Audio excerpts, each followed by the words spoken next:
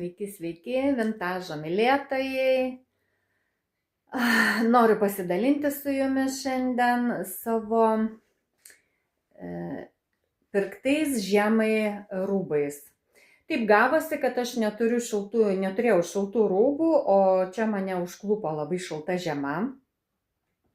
Ir man teko staigiai bėgti, ieškoti, o kurgi aš daugiau bėgsiu, jeigu ne į vintažo visas tas krautuvėlės ir, aišku, ieškosiu savo kažkokių gerų, įdomių, originalių, nes, nepernešu tiesiog tų paprastų striukių, tų tokių vienodų, tų apsirengimų, aišku, šilta, viskas gerai. Nieko nesakau, bet man tai norisi kažko tai įdomesnio, kažko tai tokio originalesnio. Tai vagi, kviečiu pasižiūrėti mano tuos derinukus, ką aš nusipirkau, ką aš įsigijau. Aišku, tai labai maža dalis. Ir dar norėsiu truputį parodyti jums savo tokių skulptūrėlių, nedidelę rinkinį skulptūrėlių gražių, sovietinių, kurios tikrai man paskutiniu laiku aš gavau dovanų ir serviziuką ir po to gavau vieną gaidelį ir taip ir prasidėjo. Tai kągi, dabar pirmiausia kviečiu mėgstančius madą, tvarią madą ir toliau parodysiu savo skulptūrėlės. Tai va, kviečiu pasižiūrėti. Rodau paltuką, puspaltį žieminį. Jisai yra Anglijos gamybos, vintažinis, todėl man nei trupučio nenuleido kainos. Aišku, kainavo jisai tikrai pagal savo sudėtį labai nebrangiai. Labai gera sudėtis, 70% vilnos, yra 10 kašemyro ir ten 20 kažkokios jau sintetikos. Tai va, čia toks kalnierukas prie kažkokių šiuolaikinių tokių aksesuarų, ar avalynės tokios šiuolaikinės. Jisai neatrodo toks jau labai vintažinis, nors kai jisai kabėjo ten ant pakabos, tai jau toks tikrai buvo vintažas. Na va, labai patenkinta, toksai šiltas. Tai dar žiemą palakstysim. O čia noriu parodyti labai puikius batus. Atbėgau ieškoti žieminių trumpam, čia galvoju, šalčiai baigsis.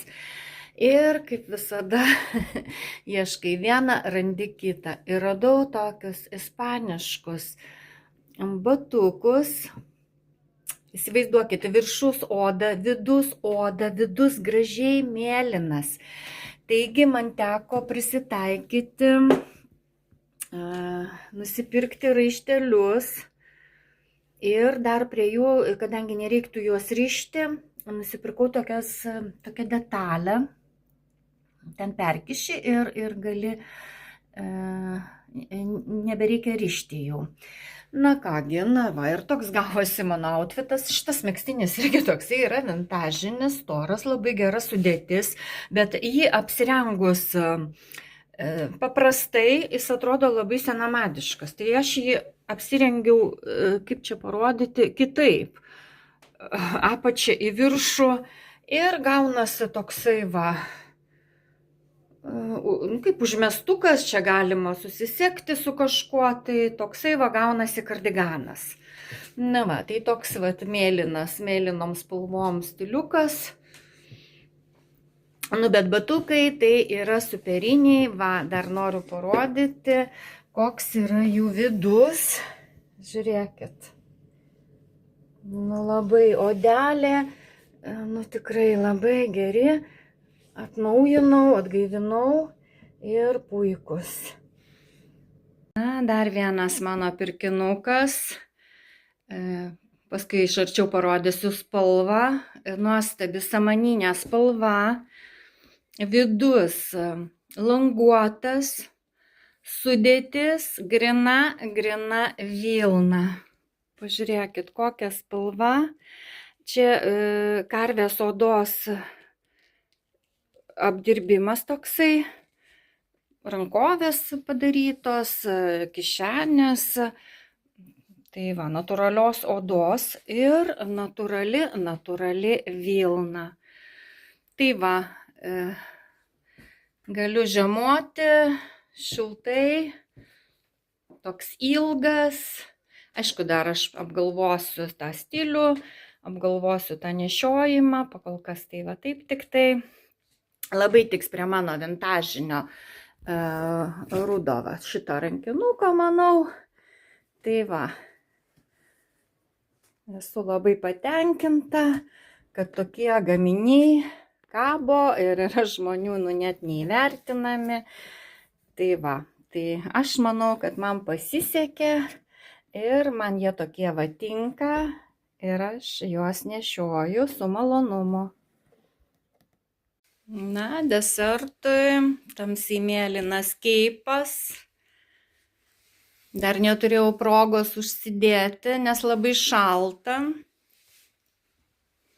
Bet jie dabar vėlgi ant bangos, labai madoj.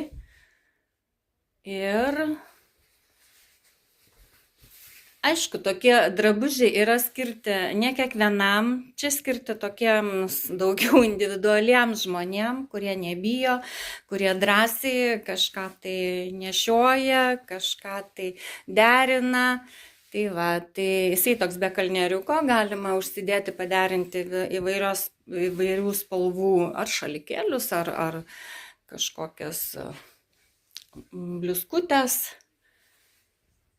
Na va, esu labai patenkinta šito pirkinio, nes sudėtis be proto gera, irgi 50% vilna, pamušaliukas labai gražus. Tai va, yra tokios rankomis įkišti, arba galima va šitaip. Na, toks puikus, stilingas pirkinys, mano čia jau senesnis ir laukia šiltesnio oro. Na, dabar trumpam noriu pakviesti savo tokį vintažinį kampelį. Viskas prasidėjo nuo šito gaidžio. Jį man padovanojo. Ir kažkodėl tai man pradėjo tie gaidžiai eiti. Aš juos pradėjau matyti. Čia daugiausiai yra pipirinė, čia tokia kaip padažinė. Čia irgi 2 pipirinės, man atrodo, Duliovo čia šitie. Nu, mes dar apžiūrėsim papildomai. Čia yra labai gan vertingos skulptūrėlės. Šitos 2 šokėjus, žinau, kad yra Rygos, aš juos jau irgi senai turėjau. Ir paskui turėjau nusipirkti, įsigyti tokią mažytę, mažiukus tokius šokėjėlius. Na ir prie jų paskui įsigijau tokius didesnius ir toks mano vintažinis mielas gaidelių ir šokėjų vintažinis kampelis. Taip pat aš buvau nusitapęs irgi gaidį, kuris dabar dar pas mane yra ir man jisai labai patinka. Na kągi, kviečiu aptarti dar kiekvieną, apžiūrėti, nes man jos tikrai labai patinka. Šitos skulptūrėlės man patinka ir kitų šalių vintažas, bet šitos tokios paprastos sovietų laikų. Ne tai, kad kažkokia ten jau didelė nostalgija, bet jos tokios neišlaižytos, nežinau, patinka. Taigi, kviečiu pasižiūrėti. Sveiki visi, labai senai besusitikom tokiam tiesioginiam pokalbį. Ir šiandien aš noriu pakalbėti apie savo mėgstamą vintažą, tai tiesiog liečia bendrai viską. Nežinau, nebenoriu visokių tų naujų, tokių beverčių daiktų, ar tai drabužis, ar tai ką, aišku, tokios sudėties, tokio pasiuvimo, tokio pagaminimo, na, tiesiog dabar jau reta rasti. Ir jeigu jie yra tokie geros sudėties, gražiai pasiūti, jie kainuoja labai didelius pinigus. O mes tokie paprasti žmonės, nu, turbūt nelabai mes galim sau ir tai leisti, Bet ir kai tu supranti, kai nereikia, tiesiog yra rūbai, yra daiktai, viskas yra padaryta jau, atrasta, pagaminta.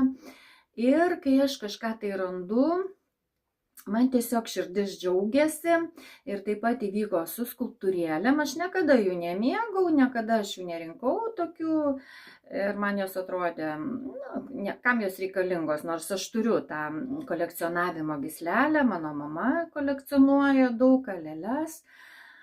Tai va, pirmas mano toksai atsiradęs gaidelis, man jį padovanojo, jisai yra Rygos gamybos ir nuo jo kažkodėl tai man pradėjo eiti tie gaideliai, nedaug aš jų turiu, nes nedaug aš jų ir randu, kad man jie patiktų. Čia yra tokia kaip padažinė. Tai šitie yra, man atrodo, ar Polanskio tokio fabriko, toksai labai gražus, aš ir žvakę kitą kartą įdedu.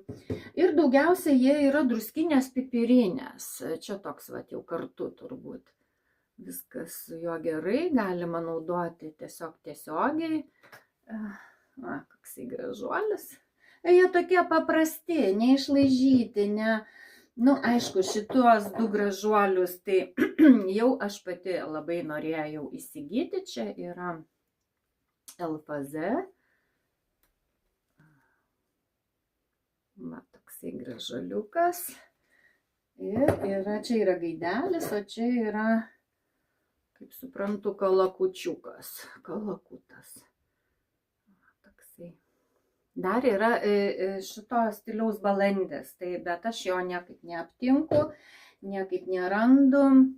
Tai va, o šitos irgi Rygos du šokėjėlius man padovanojo toksai žmogus. Aš aišku, mačiau jų yra dar gražiau padarytų. Čia yra Rygos irgi fabriko, jie labai darė gražias visokias pagal, tiesiog latvių ten tautiniais rūbais, tokias skulptūrėlės. Ir kažkodėl tai man užsimaniau pamačiusi tokią mažytę šokėjėlių skulptūrėlę įsigyti, tai čia yra ukrainietiška ir tokia gan didelė.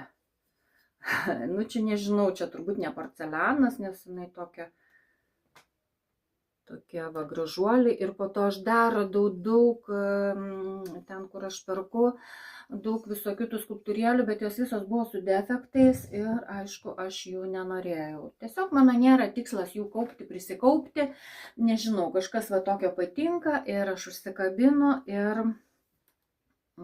nusiperku ar įsigiju. Nes aš suprantu, kad šitų daiktų vis mažėja ir jų vis mažiau ir mažiau. Ir kažką tai tokio turėti man tiesiog glosto širdį. Lygiai taip pat, kaip aš niekada neturėjau lėlių, mano mama jas rinko, turi visą didelę kolekciją ir aš irgi ją ir dovanoju ir viską. Ir nutariau pasidovanoti, čia jau kalėdų. Tokia gražuolė. Pažiūrėkit, kokiais jinai parėdais yra, kokia jos suknelė ir labai jinai tokio rimto veidelio. Labai graži lėlytė, jų yra begalės, bet aišku, kiek tu gali jų, tikrai tu turi būti jau tikras kolekcionierius. O man šiaip jinai patiko, labai puošni jos ta suknelė. Ir jinai man labai pasitarnavo kalėdom prie mano kalėdinio lagamino. Labai graži mergaitė su batukais, su gražia suknyte. Tai tokie mano tie pirkinukai ir šiandien aš norėjau jais pasidalinti, nes kai žiemas praleisdavau Ispanijoje, tai tikrai tenai buvo labai daug gamtos, buvo ką parodyti. Jau, man atrodo, pradėjo tokiu laiku žydėti mimozos. Tai tiesiog yra ką pafilmuoti, yra ką parodyti, o čia, truputį man yra sunku, bet aš stengiuosi kažkaip tai pernešti tą visą šaltį. tą visą tokį klimatą. Aišku, 3 žiemas aš praleidau labai šiltoj šaly ir tai atsimenu tiesiog su dėkingumu, su didelė padėka, na, bet dabar gyvenimas truputį pasikeitė. Ir pasikeitė ir pakliuvau į tokią labai šaltą žiemą. Taigi, džiaugiuosi, kad yra dar mano tie visi pomėgiai, kurie mane džiugina, pralinksmina. Na ir taip pat yra noras dalintis su jumis, tais visais vintažo mėgėjais, tokiais pačiais kaip ir aš. Dar ruošiu sekančią tokią laidelę, ne laidelę, kaip čia pasakius, tai su tokiais vintažiniais švarkeliais. Nu, žinokit, taip man pasisekė, jie tokie yra nuostabus ir parodysiu kitą kartą, kaip jie ant manęs atrodo, su kuo aš juos žadu nešioti, kad tai neatrodytų labai jau tikrai taip senamadiškai, nes šitie rūbai visą laiką jie reikalauja kažko tai, norint juos gražiai įpaišyti į tą savo outfitą, reikia derinti juos su šiuolaikiniais rūbais. Ir kai tai yra suderinta, tai yra labai gražu ir labai stilinga. Na tai mano tokie pastebėjimai, visiems nesušalti linkiu, šiltai gyventi. Aš tiesa dar vis pasikuriu savo vintažinę krosnelę, kuri man labai puikiai tarnauja. Na ir taip ir šildausi ir taip ir laukiam toliau pavasario. Iki.